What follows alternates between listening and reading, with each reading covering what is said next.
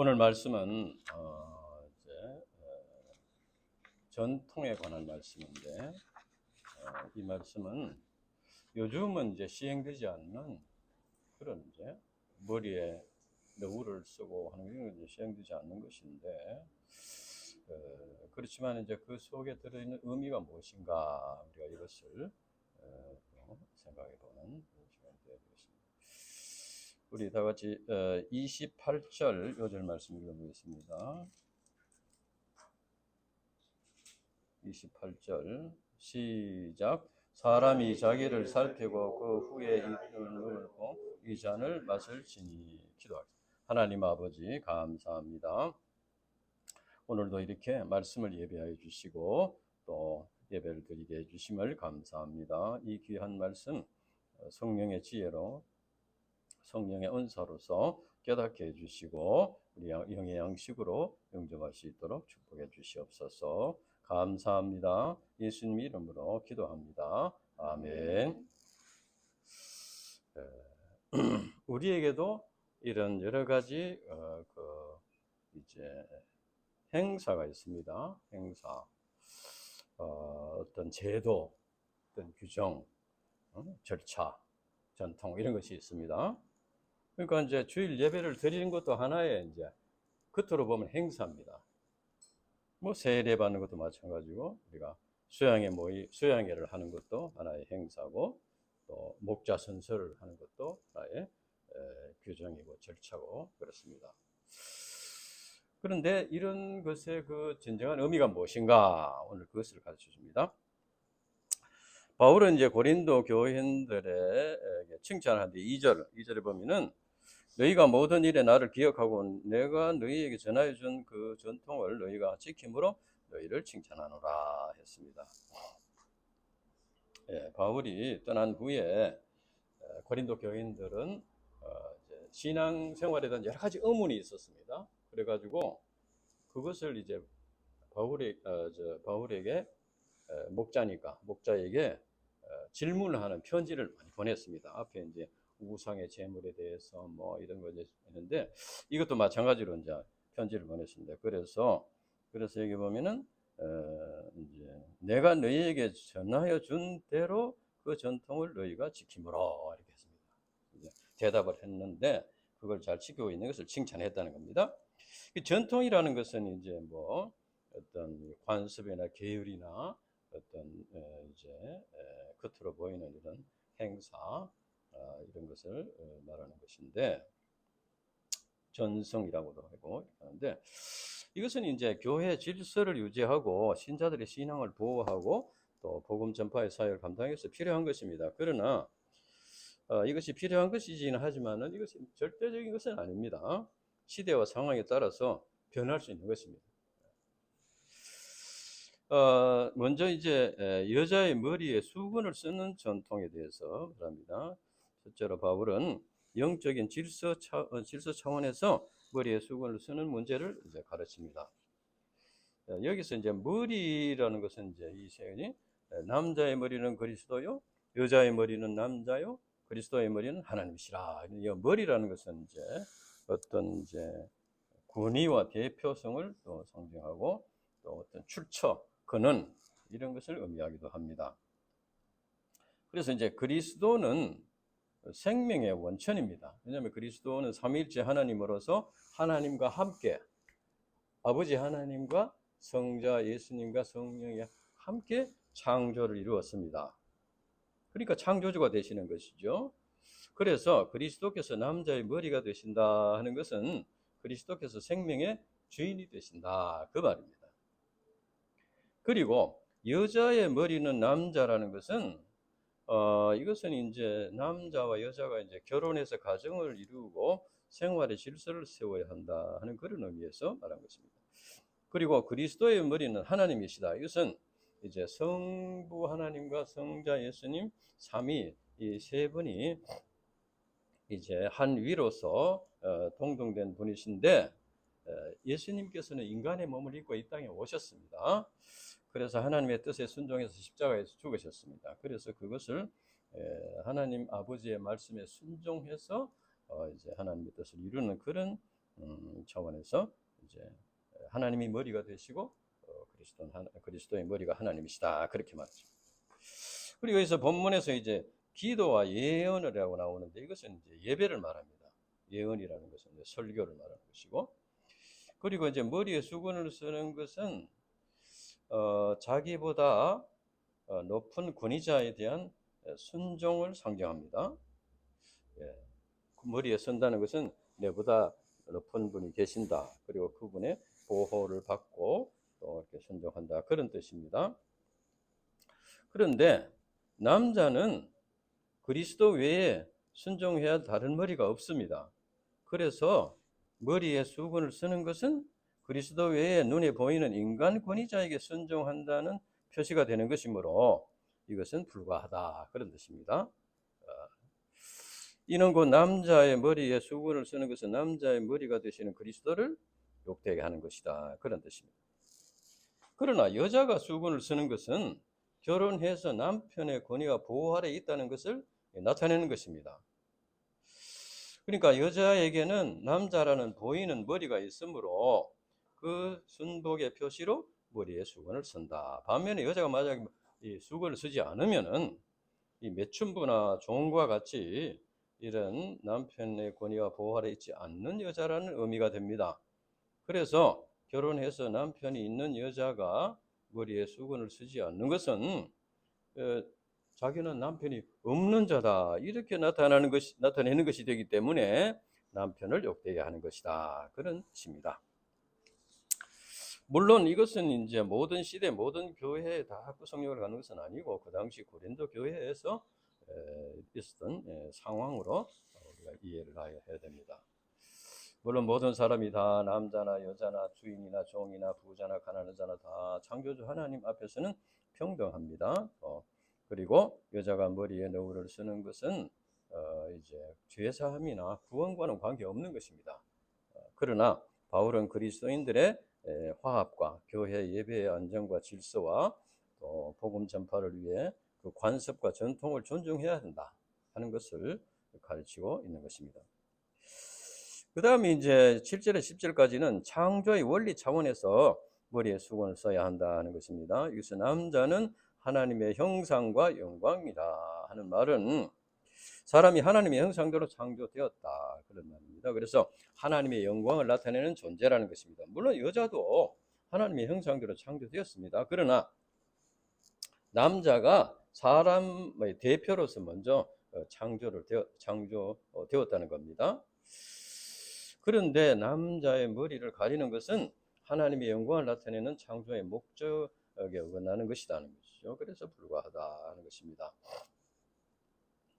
그리고 여자는 남자의 영광이라는 말은 창조의 원리에 기초한 것입니다. 그러니까 하나님께서 남자를 먼저 창조하시고 남자의 갈빗대를 뽑아가지고 이제 여자를 만드셨습니다. 그러니까 이것은 이제 여자는 남자에게서 낫다 그런 말이죠.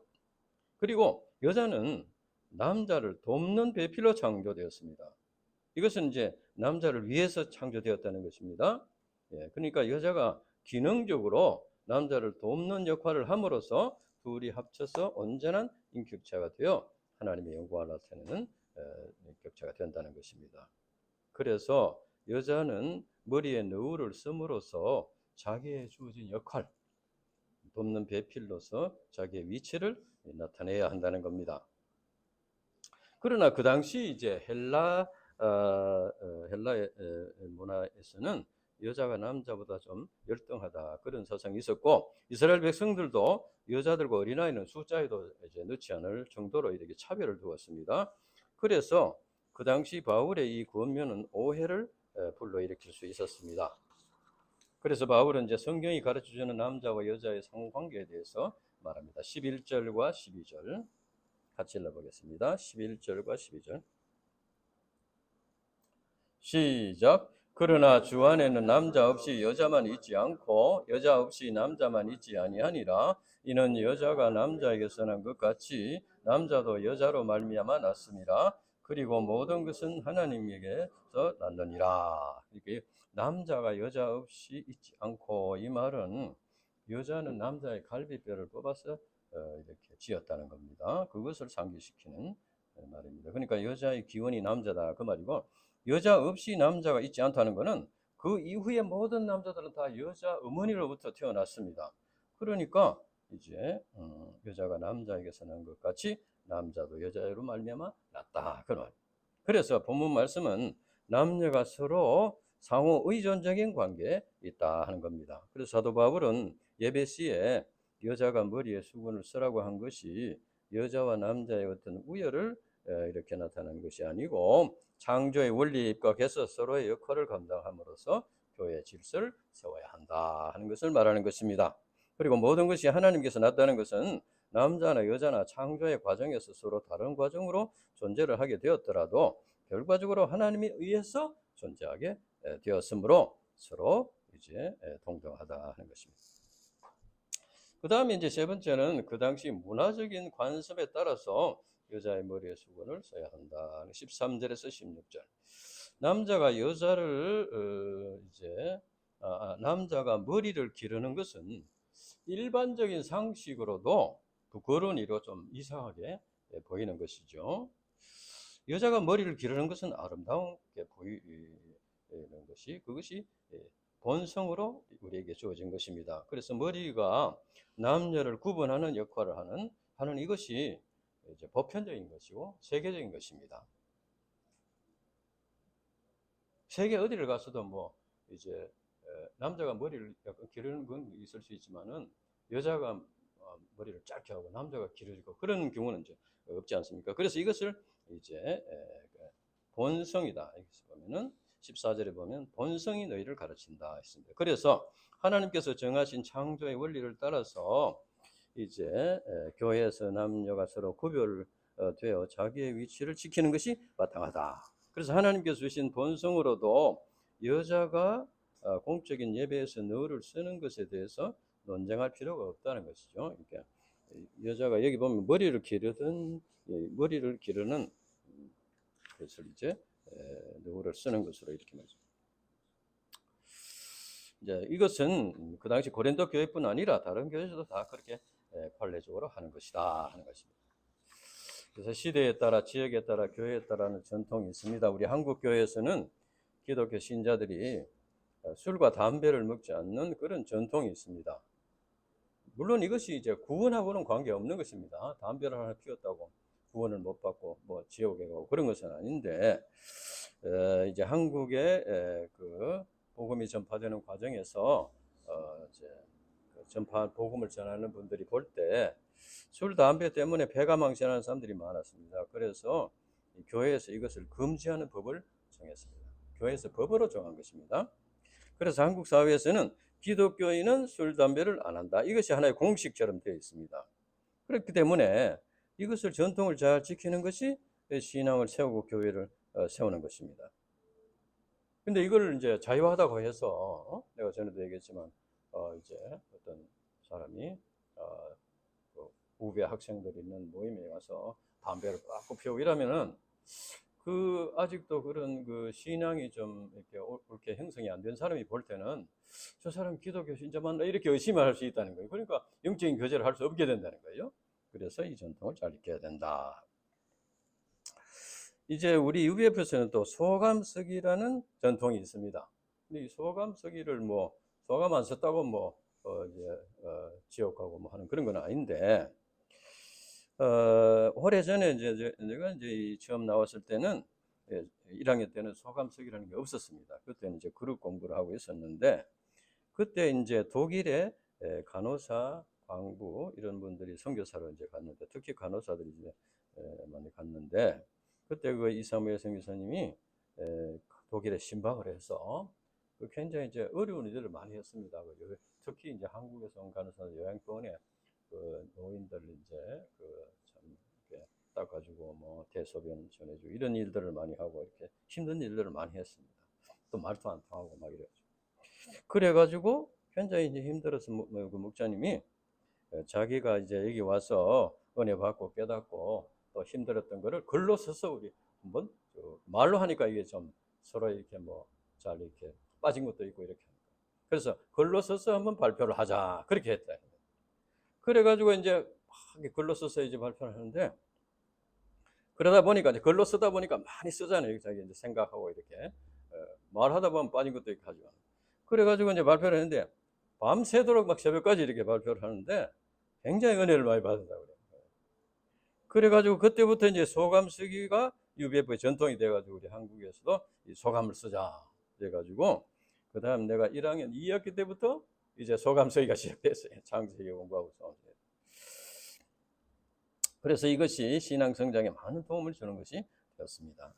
물론 이 소감 쓰기가 뭐 절대적인 것이 아니고 소감 쓰기보다 더 좋은 방법이 있다면 이건 바뀔 수 있는 것입니다. 소감 쓰고 이거는 뭐 그래서 그러나 이제 현재로서는 소감 쓰기 전통을 잘 지키는 것이 우리 신앙의 신앙 발전에 큰 도움이 되고 이렇게 되기 때문에 우리가 감당하고 있는 것이다 하는 것입니다. 그래서 그런 전통과 규례, 규정 이런 행사는 그 속에 들어있는 의미를 잘 이렇게 알고 실천할 때 그러니까 신앙생활에 도움이 되는 방향으로 이렇게 돼야 된다 하는 것입니다. 그리고 이제 17절부터 바울은 이제 고린도 교회에 또 다른 소식을 듣게 되었습니다. 그 소식인데 2절에서는 아까 이제 바울이 고린도 교인들을 칭찬했는데 17절에서는 칭찬하지 아니하나니 했습니다. 책망할 것이 있다 그 말입니다. 네. 그것은 너희 모임이 유익이 되지 못하고 도리어 해로움이라 했습니다. 그러니까 이 고린도 교인들이 그 모임을 하는데 그 모임이 오히려 해를 끼치는 것이 되었다 그런 뜻입니다. 그래서 이제 18절에는 너희가 교회에 모일 때 너희 중에 분쟁이 있다 하면 들었는데 그 이제 19절에는 그런 분쟁이나 파당이 좋은 점도 있다. 왜냐하면 그런 분쟁이나 여기서 서로 토론을 해서 어느 것이 옳으냐 이것을 찾아낼 수 있기 때문에 좋은 점도 있는데 그러나 그걸 너무 오래 이제 하다 보면은 이제 그 감정적이 돼가지고 오히려 이제 해로운 것이 될 수도 있다 하는 것입니다. 그래서 바울이 이제 그것을 경계하는 그런 말씀을 줍니다. 그래서 이제 20절부터 보면은 그러면 교회 내에 그 파당이 생긴 문제가 무엇이냐? 그것은 여기서 주의 만찬이라는 것은 신자들이 각자 집에서 이제 준비를 해와가지고 식사를 함께 나누고 그 다음에 또 떡과 포도주를 나누는 성찬을 하고 이 두 가지를 같이 했습니다. 그러니까 식사를 하고 우리 같이 이제 모여서 식사를 하고 그 다음에 떡과 포도주를 나누고 이렇게 했는데 그것을 이제 주의 만찬이다 이랬습니다. 그런데 본문에 보면은 이제 너희가 함께 모여서 주의 만찬을 먹을 수 없으니라고 했습니다. 이것은 이제 그 당시 고린도 교인들이 이 애찬 그러니까 서로 모여서 음식을 나누는 애찬과 또 성찬 이게 원래 의미에 맞지 않게 먹었기 때문에 그것이 주의 만찬이 되지 못했다는 겁니다.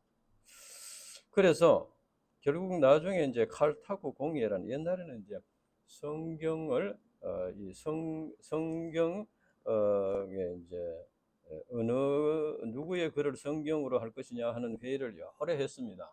그런 오래 했는 회의가 공의회가 있었는데 그 중에 카르타고 공의회라는 것이 AD 220년에 있었는데 그때 예찬이라는 것을 중지했습니다. 이것이 부작용이 있다 해서 그래서 이제 성찬만 하도록 이렇게 했는데 왜 그런 부작용이 있었냐면은 고린도 교회 교인들은 이제 예찬과 성찬은 집에서 자기 형편에 따라서 준비를 해오도록 이렇게 했습니다. 교회에서 한꺼번에 준비하는 게 아니고 그러다 보니까 빈부의 차이가 나게 되었습니다. 그러나 이제 애찬의 이 원래 의미는 부유한 신자들이 음식을 충분히 준비해 와가지고 좀 이제 형편이 어려운 자들과 함께 나눔으로써 이것이 이제 서로 하나가 되고 서로의 사랑의 관계를 맺는 이것이 이제 원래 이제 의미였는데 그런데 이 고린도 교인들이 그 의미를 상실했다는 것이죠. 그래가지고 그것이고만 이제 애찬 성찬이 되지 못하고 일반 식사로 전락하게 되었다 하는 겁니다. 그래서 바울은 여기에서 두 가지 점을 지적해서 이제 왜 그래 됐냐면은 부자들이 이제 음식을 준비해 와가지고는 자기들끼리 그냥 먹는 거예요. 그러니까 가난한 사람들은 준비를 뭐 해오더라도 좀 부족하게 해오고 또 준비를 못한 사람도 있고 한데 그 사람들끼리 이렇게 되고 이렇게 됐다는 거예요. 그래서 이제 부자들은 많이 먹게 되고 가난한 자들은 또 시장하게 되고 이런 문제가 생겼다는 거죠. 그래서 바울은 이제 그것을 두 가지 메시지인데 하나는 첫째는 교회를 업신여기고 했습니다. 그것은 교회의 공동체는 무슨 반상회도 아니고 동창회도 아니고 무슨 그룹 무슨 이런 게 아닌데 이렇게 한번 그들이 그렇게 함으로써 거룩한 모임을 이제 업신여기는 그런 이제 사랑의 공동체가 되어야 할 교회가 서로 서로 이렇게 이제 상처를 받고 또 이렇게 비난하고 이렇게 될 수 있다. 그리고 둘째는 이제 빈궁한 자들을 부끄럽게 했다는 것이죠. 한 지체로서 이렇게 하지 않고 자기들끼리만 식사하고 이렇게 함으로써 그들에게 굴욕감을 느끼게 했다는 겁니다. 그래서 이제 바울은 이제 그 성만찬의 의미를 이제 가르치는데 23절부터 보면은 이것은 너희를 위하는 내 몸이니 이 잔은 내 피로 세운 새 언약이니 이것을 행하여 나를 기념하라 했습니다. 이 성만찬은 이제 죄인들을 구원하기 위해 희생 제물이 되신 예수님의 몸과 피를 기념하는 의식이다. 그래서 이제 이것을 행하면서 주님의 그 희생, 주님의 사랑 그것을 이제 기억하고 이렇게 하라는 것이죠. 그래서 이제 이것이 새 언약이다. 그 옛 언약은 이스라엘 백성들이 이제 짐승을 잡아서 가지고 오면 제사장이 그것을 이제 또 제사를 드림으로써 이제 죄 사함을 받는 그런 것인데, 그러나 이제 짐승의 피로서는 이제 온전한 죄 사함이 되지 않고 그렇기 때문에 해마다 드려야 할 뿐 아니라 이제 짐승의 피로서 제사를 드리는 것은 하나님께서 그를 받으시기는 하시는데 그 상태에서 강화를 하시고 그 당시 그 상태로서 있다가 그들의 죄 사함은 나중에 예수님이 십자가에 죽으심으로써 옛날에 짐승의 피로서 제사를 드리다가 죽은 그 사람들 죄까지 다 용서를 받는다는 거예요. 그러니까 예수님의 십자가의 그 공로가 옛날에 짐승의 피로서 제사를 드린 그 사람들의 죄와 그 후에 예수님의 십자가의 공로를 믿고 회개하고 예수님을 믿은 그 사람들의 모든 죄가 예수님의 십자가에 달리신 그것을 통해서 이제 죄가 사해진다는 겁니다. 그러니까 이제 옛날에 짐승의 피로서 제사를 드린 것은 온전한 제사가 이제 완전한 제사함이 되는 제사는 아니었다는 겁니다. 그래서 각자마다 계속 매년 이렇게 제사를 드리고 했다. 그러나 이제 예수님의 피로서 제사를 드리는 것은 완전한 이제 제사함을 이루어 주신 것입니다. 그래서 예수님의 희생의 제사는 다시 반복할 필요가 없는 그 단번에 한 번만에 영원토록 유효한 그런 제사를 드리셨다. 그래서 예수 그리스도의 피로서 세운 새 언약은 옛 언약을 대신했다기보다는 옛 언약이 약속한 것을 새 언약이 성취했다는 겁니다. 옛 언약을 하나님께서 약속의 언약으로 옛 언약을 주셨는데 그 언약이 예수님이 십자가에 달리신 그 새 언약을 통해서 완성이 되었다. 그런 말. 그래서 이제 이것을 행하여 마실 때마다 나를 기념하라. 이제 기념하는 것은 과거를 돌아보고 또 미래를 내다보는 것입니다. 성만찬을 먹고 잔을 마시는 것은 자신을 위해서 죽으신 그리스도를 기념하는 것이다. 이는 곧 이제 구원의 주 예수 그리스도를 현재적으로 새롭게 영접하는 것입니다. 왜냐하면 우리가 잘 잊어버립니다. 이렇게 말씀을 영접하고 이렇게 하고 하면은 은혜를 받고 이러면 참 감동을 받고 하는데 아직도 죄의 본성이 살아있고 해서 세상에서 이제 일을 하면서 이렇게 세상을 이렇게 살아가다 보면은 그 은혜를 이렇게 잊어버린다. 우리가 이제 사람에게 은혜를 입은 것도 잘 잊어버리잖아요. 잊어버리고 또 이제 그런데 부모의 은혜도 잘 잊어버리고 그런데 하나님의 은혜도 잘 잊어버린다. 주님의 은혜도 잘 잊어버리고 그래서 그것을 이제 기억하는 것이 필요하다. 그때그때마다 이렇게 회복할 수 있도록 이렇게 하셨다는 거죠. 그리고 이제 그러니까 이제 행사, 성만찬이라는 행사도 물론 행사를 해야 되지만 그 행사 속에 들어있는 의미, 그게 중요하다는 거예요. 그 의미가 없이 그냥 떡 한 조각 먹고 포도주 한 잔 마시는 것은 그런 의미가 없다, 그런 뜻입니다.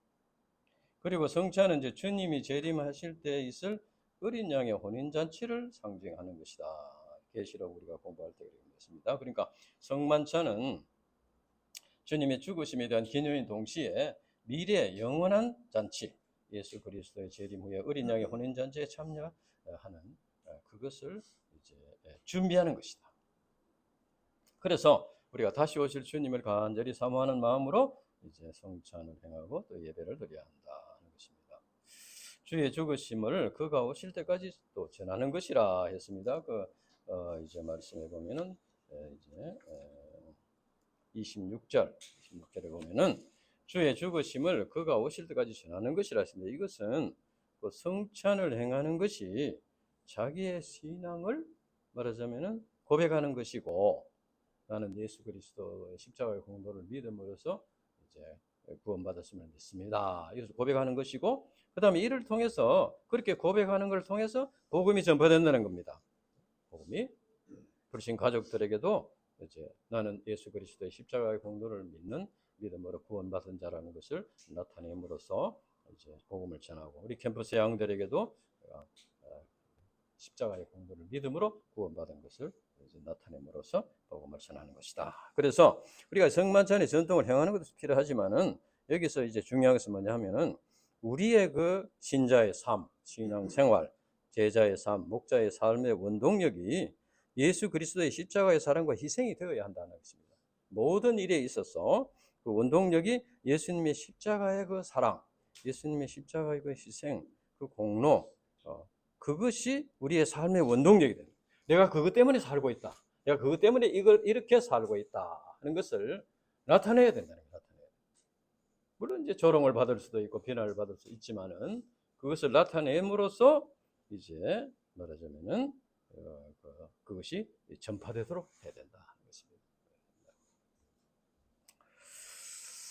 그러면 이제 성만찬을 합당하게 행하기 전에 그럼 어떤 준비가 필요하냐? 우리 27절에서 29절을 보면은 거기 보면은 이제 합당하지 않게 먹고 마시는 것이라고 했습니다. 합당하지 않게 먹고 마시는 건 뭐 어떤 것이겠습니까? 네? 이거는 성찬의 그 본래 의미를 깨닫지 못하고 먹고 마신다 그 말입니다. 먹고 마신다. 그러니까 주의 몸을 분별하지 못하고 먹고 마신다. 주의 몸을 분별하지 못하고 먹고 마신다는 것은 이것은 이제 성찬을 어떤 세속적인 이제 만찬, 식욕을 만족시키는 식사와 같이 그렇게 먹는다는 겁니다. 그렇게 먹어버리면은 그것은 이제 본래의 의미를 모르고 먹는 것이다. 그러니까 이제 그렇게 되면 자기의 죄를 먹고 마시는 것이다. 그러니까 그러면 죄 사함을 받지 못하는 것이죠. 그러면 성찬을 어떤 태도로 먹어야 되나? 그래서 자기를 살피고 했습니다. 28절에 보면 자기를 살피고 그 후에야 이 떡을 먹고 잔을 마시고. 자기를 살핀다는 게 뭐겠습니까? 자기를 살핀다는 것은 이제 자기의 자신을 돌아보고 죄를 회개한다는 겁니다. 왜냐하면 예수님께서 우리의 죄를 사해 주시기 위해서 십자가에 죽으셨으니까, 그러면은 우리가 우리의 자신의 죄를 깨달아야지 그 예수님의 십자가의 공로가 유효한 것이 된다는 겁니다. 깨달아야지. 죄도 못 깨닫는 사람, 자기 죄를 못 깨닫는 사람이 나는 예수님을 믿습니다 해봐야 예수님께서 무슨 죄를 지고 십자가에 죽으시니 그거를 모르는 것이 되니까, 그러니까 이제 그 죄하고는 관계없는 것이 된다는 겁니다. 그러니까 이 죄를 깨달아야 된다는 거죠. 그래서 이제 우리가 성경을 공부하는 데는 이제 죄를 깨닫는, 그래서 율법을 주셨습니다, 하나님께서. 그래서 죄는 도덕적인 죄가 있고 영적인 죄가 있다. 그러니까 도덕적인 죄가 이제 거짓말하고 뭐 간음하고 뭐 살인하고 뭐 훔치고 하는 이것이 이제 도덕적인 죄겠죠. 영적인 죄가 뭡니까? 영적인 죄는 하나님을 알지 못하고 하나님을 기쁘시게 하지 않고 하나님을 영화롭게 하지 않는 그 창조의 목적대로 살지 않는 그것이 영적인 죄입니다. 그러니까 이제 사람들 도덕적인 죄는 좀 쉽게 알 수 있습니다. 그거는 뭐 성경이 아니라도 공자님 말씀에도 그렇고 이제 깨달을 수 있습니다. 그러나 영적인 죄는 쉽게 깨닫지 못합니다. 그래서 영적인 죄를 깨닫는 것이 중요한 거예요. 그래야지 이제 그 죄를 사함받는 것이 중요하다. 물론 처음에는 이제 도덕적인 죄를 많이 깨닫고 이제 회개하고 하는데 차차 이제 성장함에 따라서 우리는 영적인 하나님과의 관계에서 이제 하나님을 주인으로 모시지 않고 하나님의 뜻을 섬기지 않고 하나님을 기쁘시게 하지 않고 하나님을 영화롭게 하지 않는 그것이 죄라는 겁니다. 그래서 그것을 깨닫고 이제 회개해. 정말 한 주간 동안 우리가 참 하나님을 기쁘시게 하고 하나님을 영화롭게 하는 삶을 살았나 그것을 우리가 돌아본다는 게 자기를 살피고 우리가 이제 예배를 드리는 것 마찬가지입니다. 예배를 드리는 것도 뭐 성찬을 하는 것이나 마찬가지인데 우리가 예배를 참여하는 것도 이제 자기를 돌아보고 자기 죄를 회개하고 그 십자가의 공로를 믿음으로써 죄 사함을 받을 때 하나님과의 이제 교통이 이루어지고 하나님 하나가 되잖아요. 그럴 때 예배가 돼야 우리의 예배가 하나님께 갈 수 있는 거예요. 하나님과 우리와 그러면 쉽게 말하면 파이프라인이 연결이 돼야 되는데 하나님과 나와 연결이 돼야 돼. 죄로 인해서 단절이 되어 있는데 하나님과 연결이 돼야 우리의 예배가 하나님께 이제 올라가고 우리의 기도가 하나님께 올라가고 그다음에 하나님의 응답이 하나님의 은혜와 하나님의 축복이 내게 내려오는 거예요. 그래야지 이게 왔다 갔다 된다는 거예요. 소통이 되는 하나님과 나와서. 그것이 이제 하나님과 올바른 관계를 맺는 것이다. 그렇기 때문에 그런 이제 준비가 필요하다는 거예요. 우리가 자신을 돌아보는 것이 필요하다. 그래서 이제 우리가 주일 예배 모임이 무슨 세상 무슨 동문회나 반상회나 이게 다르다는 거죠. 그래서 우리도 이제 참회의 기도를 드리는 순서가 이렇게 있는데 그래서 이제 하나님께 죄를 회개하고 예수님의 십자가의 공로를 믿음으로써 죄 사함을 받고 그렇게 하나님의 하나님께서 원하시는 것은 뭐라고 그랬습니까? 하나님께서 원하시는 것은 제사, 제물이 아니고 바친 제물이 아니고 상한 심령이라고 했습니다. 상한 심령이 뭡니까? 회개하는 마음이다. 그래서 이제 하나님과 나와의 사이에 이제 교통이 이루어지는 그런 예배, 그런 성찬, 그런 그것이 이제 하나님께서 원하시는 것이고 우리가 진정으로 축복을 받는 것이다. 그러니까 하나님께서 우리에게 뭘 주고 싶어도 통로가 열려야 줄 수 있는 거예요. 그냥 막 주는 게 아니에요. 그렇기 때문에 그 통로를 열 수 있는 것을 우리가 노력해서 얻는 게 아니고 하나님께서 이미 통로를 만들어 주셨어요. 독생자 아들을 이 땅에 보내셔가지고 그 참혹한 십자가에 고난을 당하게 하셔서 이미 하나님께서 길을 열어 주셨어요. 그것을 우리가 받아들이고 깨닫고 받아들이기만 하면 되는 거예요. 우리가 무슨 노력을 해야지 이제 통로가 열리는 게 아니고 하나님께서 길을 열어주신 것을 우리가 믿음으로 받아들이면 됩니다. 그러면 이제 성만찬을 옳게 행하지 않으면 어떻게 됩니까? 여기도 좀 심각한 말씀. 우리 30절부터 보면은 너희 중에 약한 자와 병든 자가 많고 잠자는 자도 적지 아니하니 이 잠자는 자는 죽은 자를 말합니다. 그러니까 약한 자, 병든 자, 죽은 자가 많이 생겨났는데 그것은 32절 우리가 우리를 살폈으면 판단을 받지 않으리라. 자기를 살피고 회개를 했으면은 판단을 받지 않을 것인데 우리가 판단을 받는 것은 주께 징계를 받는 것이라고 했습니다. 자, 여기서 징계를 받는 것인데 그 뒤에 말씀이 중요합니다. 이는 우리로 세상과 함께 정죄를 받지 않게 하려 합니다. 여기서 세상과 함께 정죄를 받는다는 것은 마지막 종말에 있는 심판을 말합니다. 그러니까 이 징계는 중간에 우리가 받는 것인데 이 징계를 받는 것은 마지막 종말의 심판을 받지 않도록 하기 위해서 하는 것이다. 그러니까 하나님께서 가만히 계시다가 마지막 종말의 심판을 딱 해버리면 그러면 이제 더 이상 기회가 없다는 거예요. 그런데 중간에 이렇게 징계를 하시는 것은 기회를 주시기 위해서. 구원의 기회를 주시기 위해서 그렇게 하는 것이다. 그렇게 하는 것이다. 그래서 이제 자기를 살피고 이제 죄를 회개하고 그래서 하도록 하나님께서 이렇게 하시는 것이다. 물론 이제 뭐 병이 났다고 모든 것이 뭐 죄 때문에 그렇다 그런다기보다는 이제 이것은 자기 자신이 우리 인간은 다른 사람이 어떤 병 걸린 사람한테 야, 너 죄 때문에 그랬다 이렇게 하는 건 옳지 않은 것이죠. 그런데 자기 자신이 우리 인간이 죄가 없는 사람이 없지 않습니까? 그러니까 병이 났을 때 참 내가 하나님 앞에 회개할 것이 없나 살펴보고 회개하는 것은 굉장히 도움이 되는 것이죠. 예, 그런 차원에서 이것을 생각해야 됩니다.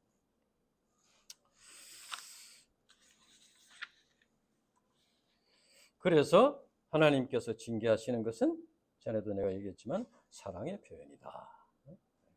완전한 종말에 있을 심판을 받지 않도록 하기 위한 사랑의 표현이다 하는 것입니다.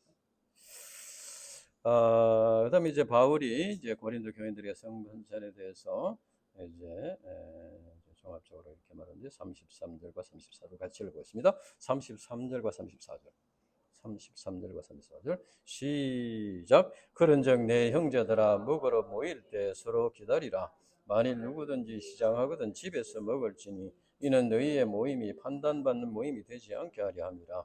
그 밖의 일들은 내가 언제든지 갈 때 바로잡으리라.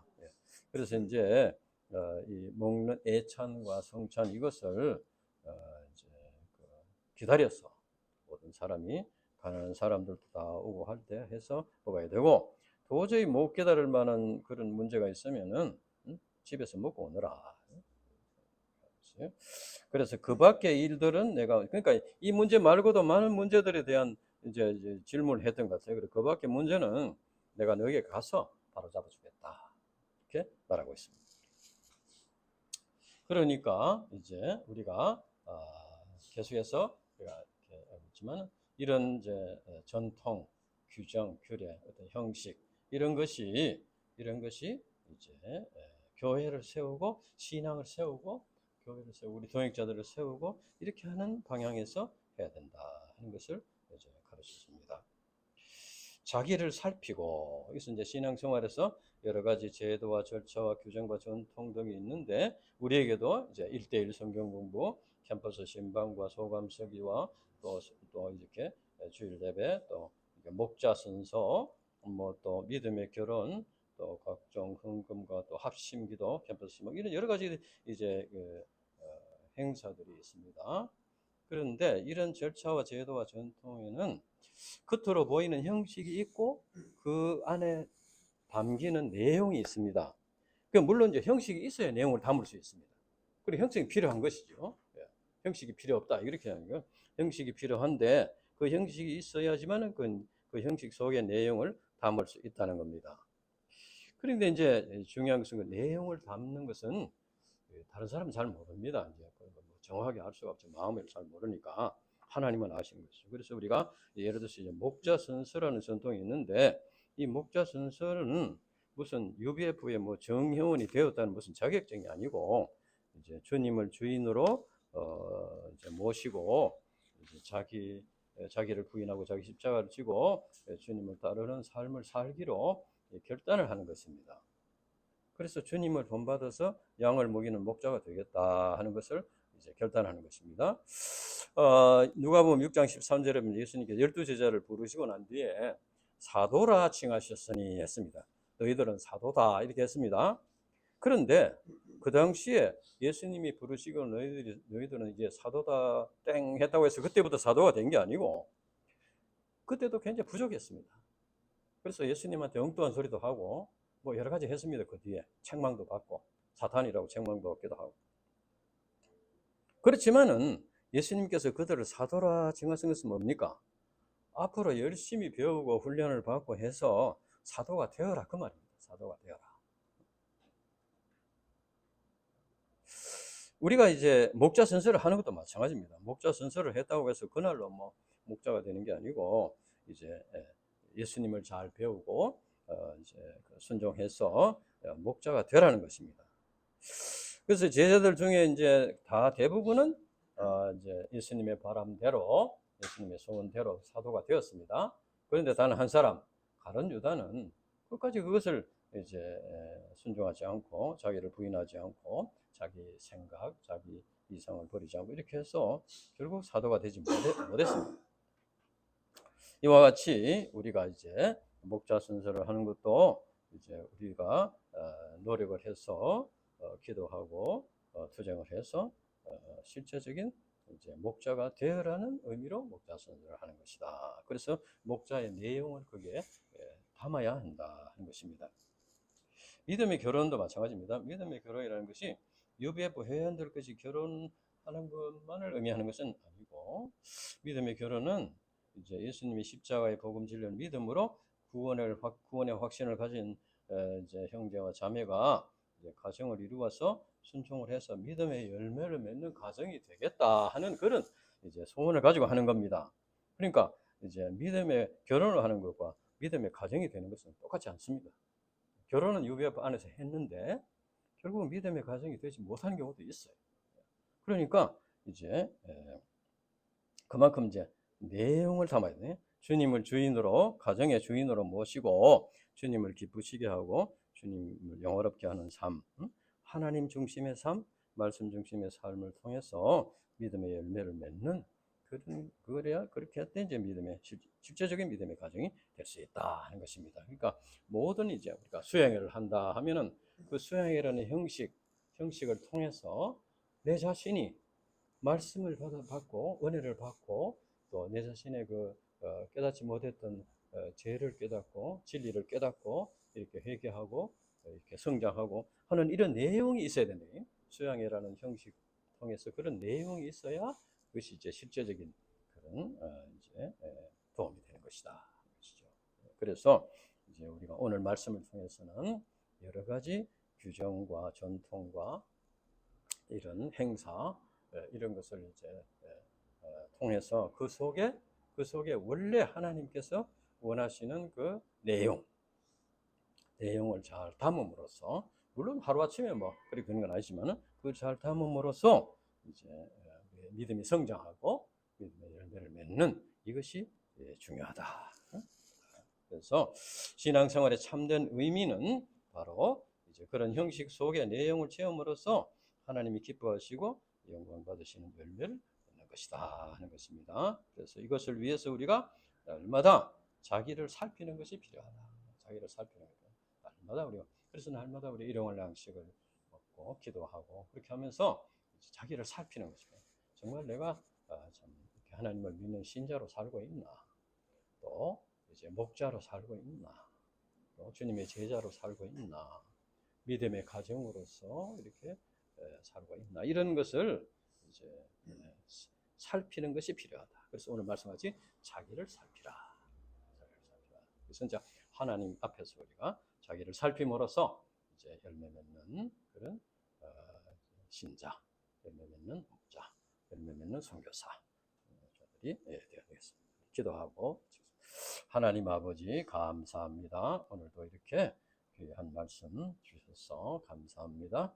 하나님 아버지 참 이제 우리 인간은 오랫동안 죄에 병들어서 이렇게 살아왔기 때문에 참 이 복음 진리를 깨닫고 하나님을 깨닫고 하나님과 바른 공의를 맺는 것이 쉽지 않은 상황에 있습니다. 그래서 하나님께서는 여러 가지 제도와 또 전통과 형식을 통해서 좀 진리를 담을 수 있도록 이렇게 환경을 만들어 주신 것을 믿습니다. 우리가 이제 하나하나 이런 규례와 전통과 제도와 이런 것을 감당하는 가운데 그 속에 담겨 있는 그 내용, 진리의 내용을 우리가 실제적으로 담음으로써 우리가 실제적인 믿음의 삶, 믿음의 열매 맺는 삶을 살 수 있도록 축복해 주시고 그렇게 함으로써 하나님으로부터 인정을 받고 하나님의 축복을 받고 하나님의 참 은혜를 받는 믿음의 종들이 될 수 있도록 축복해 주시옵소서.